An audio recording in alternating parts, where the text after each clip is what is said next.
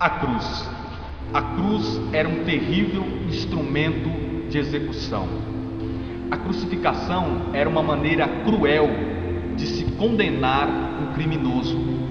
Há uma referência no Antigo Testamento, citado por Paulo em Gálatas capítulo 3, versículo 13. Em Deuteronômio capítulo 21, do versículo 22 ao 23, vai dizer que um criminoso pendurado no madeiro, numa árvore, era objeto de maldição divina. E esse foi o tipo de morte que o nosso Senhor Jesus Cristo sofreu. Sim, foi por meio da cruz que o nosso Cristo Jesus morreu. Vai dizer a palavra em João capítulo 19, do versículo 16 ao 17, que Pilatos entregou Jesus a eles, e eles levaram consigo Jesus. E a palavra continua dizendo que Jesus mesmo carregava a sua própria cruz em direção a um lugar chamado Calvário.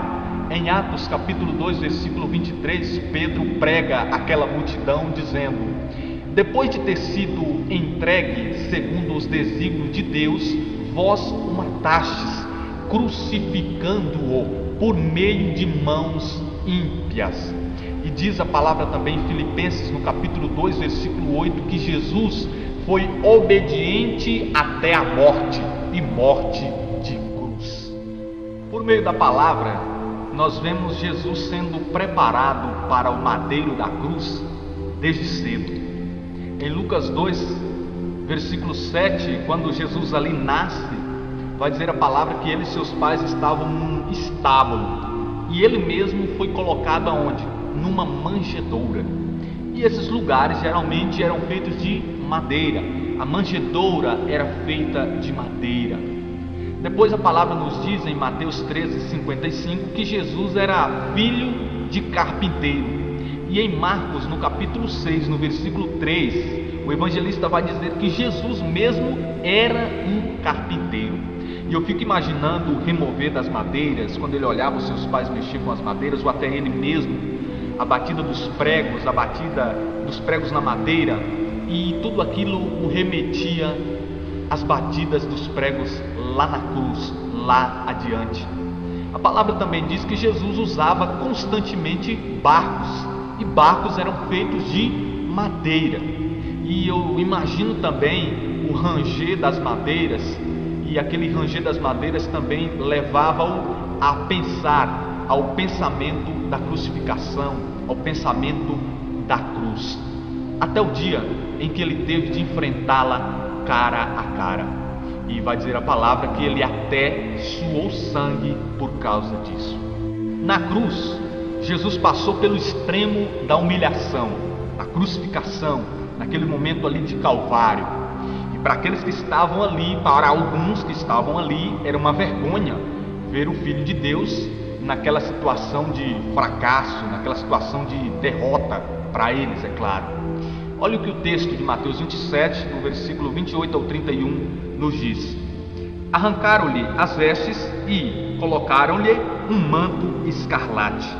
Depois trançaram uma coroa de espinhos, meteram-lhe na cabeça e puseram-lhe na mão uma vara. Dobrando os joelhos diante dele, diziam com escárnio, com zombaria: salve, rei dos judeus! Cuspiam-lhe no rosto e, tomando da vara, davam-lhe golpes na cabeça. Depois de escarnecerem dele, tiraram-lhe o manto e entregaram-lhe as vestes. Em seguida, levaram-no para o crucificar. E, estando ele crucificado, vai dizer a palavra que ele foi crucificado no meio de ladrões. No meio de ladrões, que era também uma situação de grande humilhação. Vai dizer a palavra também que aqueles que passavam diante dele diziam: salve-se, rei dos judeus! Você disse que iria destruir o templo e reconstruí-lo em 3 dias, e agora está aí nessa cruz, não pode se defender. Desce dessa cruz para que nós possamos ver o seu poder, acreditar no seu poder. Mas Jesus estava calado. Ele despiu de suas vestes para nos vestir com vestes de honra, com vestes de salvação. É por isso que Isaías 61, do versículo 10, vai dizer: porque ele me revestiu com vestes de salvação. Apocalipse, no capítulo 7, versículo 14, está escrito: estes são os sobreviventes da grande tribulação. Eles lavaram as suas vestes no sangue do Cordeiro, imolado na cruz, e as alvejaram nesse mesmo sangue. E olha o que a palavra, ainda dizendo sobre a sua humilhação, sobre aquela situação que para alguns era uma vergonha, nos diz em Hebreus capítulo 12, versículo 2: tenhamos os olhos fitos em Jesus, autor e consumador de nossa fé. Ele, pela alegria que lhe fora proposta, suportou a cruz, desprezando a vergonha, e assentou-se à direita do trono de Deus. Mas afinal, a cruz simboliza morte ou vida, maldição ou salvação? Veja bem comigo. Em Gênesis capítulo 2, versículo 17, Deus deu uma ordem ao homem: não comas do fruto da árvore da ciência do bem e do mal. E logo depois daquilo ali, por meio das palavras enganosas da serpente e por meio da desobediência da mulher e do homem, que ao olharem para aquele fruto que tinha bela aparência, a partir daquilo veio o pecado para a humanidade, veio a morte para a humanidade inteira, por meio das palavras enganosas, por meio da desobediência do homem que olhou para aquele fruto. Mas vamos para o Novo Testamento. Em Lucas 1,42, Isabel diz à Virgem Maria: bendito é o fruto do teu ventre.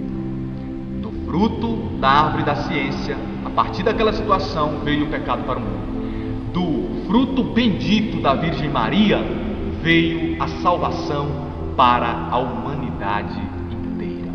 E veja, Isaías 53, versículo 5: mas ele foi castigado por nossos crimes e esmagado por nossas iniquidades. O castigo que nos salva pesou sobre ele. Fomos curados graças às suas chagas. As suas chagas aonde? Na cruz, por meio da cruz. 1 Pedro 2,24 vai dizer que ele carregou os nossos pecados em seu corpo sobre o madeiro, para que, mortos aos nossos pecados, vivamos para a justiça. Olha o que diz também Colossenses, no capítulo 1, versículo 20: ao preço do próprio sangue na cruz, restabeleceu a paz a tudo quanto existe na terra e nos céus.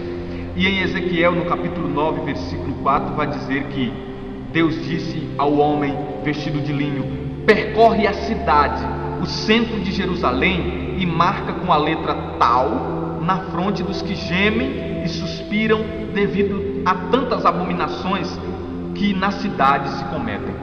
Tal era uma letra hebraica que tinha a forma da cruz. Mas sobre a cruz, sobre o crucificado, há muitos que afirmam orgulhosos por aí, e eu já ouvi isso: nós não pregamos um Cristo nu, só de tanguinha, pendurado numa cruz com a cabeça torta. Nós pregamos um Cristo vivo, glorioso e ressuscitado. Nós adoramos este Cristo. Todo cristão inteligente, todo cristão com o mínimo de fé possível, sabe que Jesus ressuscitou. A pedra rolou, ele ascendeu-se aos céus e está sentado à direita de Deus Pai. Abriu portas e deixai entrar o Rei da Glória, diz o Salmo. E até porque a palavra diz em 1 Coríntios capítulo 15, versículo 14: se não cremos que Jesus ressuscitou, é vã a nossa pregação e é vã também a nossa fé. Nós pregamos um Cristo crucificado porque antes da ressurreição Jesus passou pela perseguição, Jesus passou pelo sofrimento, pela humilhação, Jesus passou pela paixão. 2 Timóteo capítulo 2, versículo 5, Paulo fala que nenhum atleta será coroado se primeiro não tiver lutado segundo as regras. E Jesus, antes de ser coroado em glória, ele lutou segundo as regras. Antes de ser coroado em glória, Jesus recebeu uma coroa de espinhos. Quando nós olhamos para alguém bem-sucedido na vida, a forma de nós chegarmos até ela não é olhar para o estado onde ela chegou e ficar admirando, olha como fulano é bem-sucedido, olha aonde ele chegou. A forma de nós chegarmos até onde ele chegou é olhando onde ele passou e também passando por onde ele passou. É por isso que a palavra diz em Provérbios, capítulo de número 18, versículo 12, que a humildade precede a glória. Antes de nós chegarmos na ressurreição, nós teremos de passar pela cruz, nós teremos de imitar o crucificado. Olha o que o apóstolo Paulo, o grande apóstolo Paulo, fala sobre a cruz, sobre o crucificado. 1 Coríntios 1,18 ele vai dizer que a linguagem da cruz é loucura para os que se perdem, mas para os que foram salvos, para nós, é uma força divina, é poder de Deus. 1 Coríntios capítulo 1, do versículo 22 ao 23, ele diz: os judeus pedem milagres, os gregos reclamam sabedoria, mas nós pregamos um Cristo crucificado, que é escândalo para os judeus e loucura para os pagãos. A palavra diz em 1 Coríntios no capítulo 2, versículo 2 também, pela boca de Paulo: julguei não dever saber coisa alguma entre vós, senão Jesus Cristo e Jesus Cristo crucificado. E olha o que Paulo também fala sobre a morte de Cristo, enfatizando a morte, enfatizando o seu caminho de cruz. 1 Coríntios capítulo 11, versículo 26: assim, todas as vezes que comeis desse pão e bebeis desse cálice, lembrais a morte do Senhor até que ele venha. Ele poderia ditar aqui, ele poderia enfatizar aqui a sua ressurreição, mas ele diz: lembrais a morte do Senhor, a morte por meio da cruz, até que ele venha. E a palavra diz também por meio de Paulo, Filipenses 3,18: há muitos por aí, ele diz que repetia isso chorando, que se comportam como inimigos da cruz de Cristo. Ao ouvir isso, ao ler isso, nos vem a ideia que Paulo estava dizendo que nós precisamos ser amigos da cruz de Cristo e não inimigos, como ele citou aqui.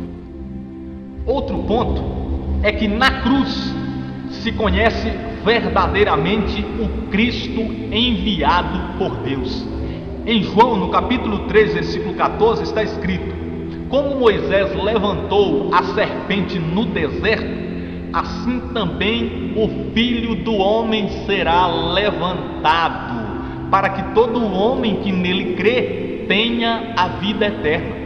Quando Moisés levantou a serpente de bronze no deserto, aqueles que haviam sido picados pelas cobras olhavam para aquela serpente e eram curados. E Deus disse a Moisés: eles serão salvos. Olha o que diz a profecia também, Zacarias, no capítulo 12, versículo 10: olharão para aquele que transpassaram. Todos que passavam olhavam, o foco estava em Jesus crucificado, mas todo mundo olhava, passava por ali e fixavam os olhos em Cristo, porque ali irá se conhecer o verdadeiro Filho de Deus. Mateus 27:54 vai dizer que o centurião e os seus homens, diante do tremor de terra e de tudo que se passava, declararam: verdadeiramente este era o Filho de Deus. E em Lucas, no capítulo 23, no versículo 42, o ladrão que estava ao lado de Jesus ali, ao olhar certamente para o letreiro que estava acima da cabeça de Jesus, dizendo: este é o Rei dos Judeus, aquele ladrão disse: lembra-te de mim, Senhor, quando entrares no teu reino. Na cruz se conhece verdadeiramente que ele é o Filho de Deus. O caminho do cristão verdadeiro é o caminho da cruz, não há outro caminho.